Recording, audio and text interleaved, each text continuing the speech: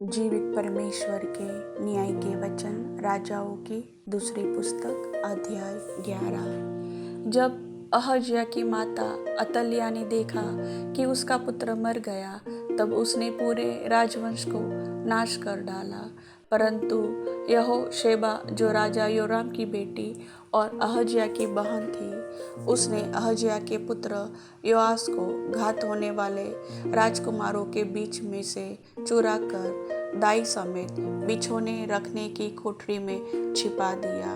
और उन्होंने उसे अतल्याह से ऐसा छिपा रखा कि वह मारा न गया।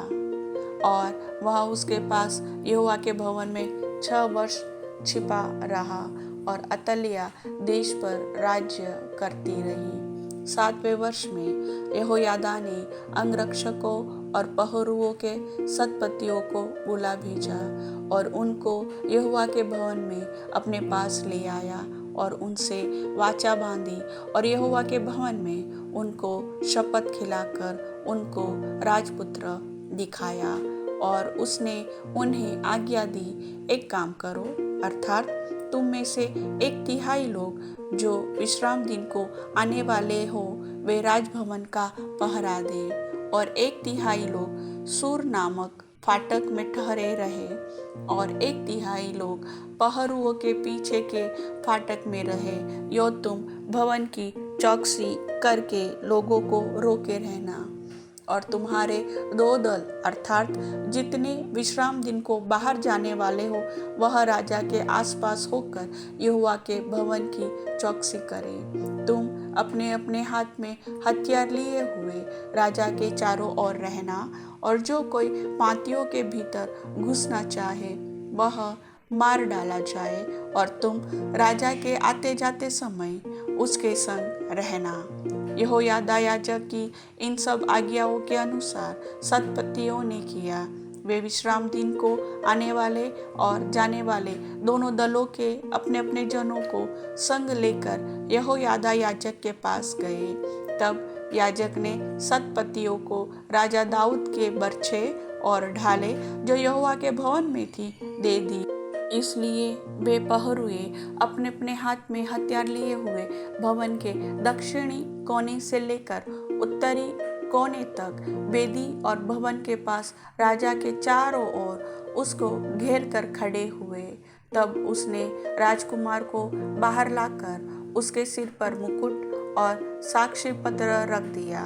तब लोगों ने उसका अभिषेक करके उसको राजा बनाया। फिर ताली बजा बजा कर बोल उठे, राजा जीवित रहे। जब अतल्याह को पहरुओं और लोगों की हलचल सुनाई पड़ी, तब वह उनके पास यहोवा के भवन में गई, और उसने क्या देखा कि राजा रीति के अनुसार खंबे के पास खड़ा है, और राजा के पास प्रधान और तुरही बजाने वाले खड़े हैं, और सब लोग आनंद करते और तुरहिया बजा रहे हैं। तब अतल्याह अपने वस्त्र फाड़कर राजद्रोह राजद्रोह पुकारने लगी। तब यहोयादा याजक ने दल के अधिकारी सतपतियों को आज्ञा दी, उसे अपनी पाँतियों के बीच से निकाल ले जाओ, और जो कोई उसके पीछे चले उसे तलवार से मार डालो, क्योंकि याजक ने कहा वह यहोवा के भवन में न मार डाली जाए। इसलिए उन्होंने दोनों ओर से उसको जगह दी, और वह उस मार्ग के बीच से चली गई जिससे घोड़े राजभवन में आया करते थे, और वहां वह मार डाली गई। यहोयादा ने यहोवा के और राजा प्रजा के बीच यहोवा की प्रजा होने की वाचा बंधाई, और उसने राजा और प्रजा के मध्य भी वाचा बंधाई। तब सब लोगों ने बाल के भवन को जाकर ढा दिया, और उसकी वेदियां और मूरतें भली भांति तोड़ दी, और मत्तान नामक बाल के याजक को वेदियों के सामने ही घात किया। याजक ने यहोवा के भवन पर अधिकारी ठहरा दिए। तब वह सतपतियों, अंगरक्षकों और पहरुओं और सब लोगों को साथ लेकर राजा को यहोवा के भवन से नीचे ले गया, और पहरुओं के फाटक के मार्ग से राजभवन को पहुंचा दिया, और राजा राजगद्दी पर विराजमान हुआ। तब सब लोग आनंदित हुए और नगर में शांति हुई। अतलिया तो राजभवन के पास तलवार से मार डाली गई थी। जब योआस राजा हुआ उस समय वह 7 वर्ष का था। प्रभु वचन के सुनने वाले सभी भाई बहनों को आशीष दे।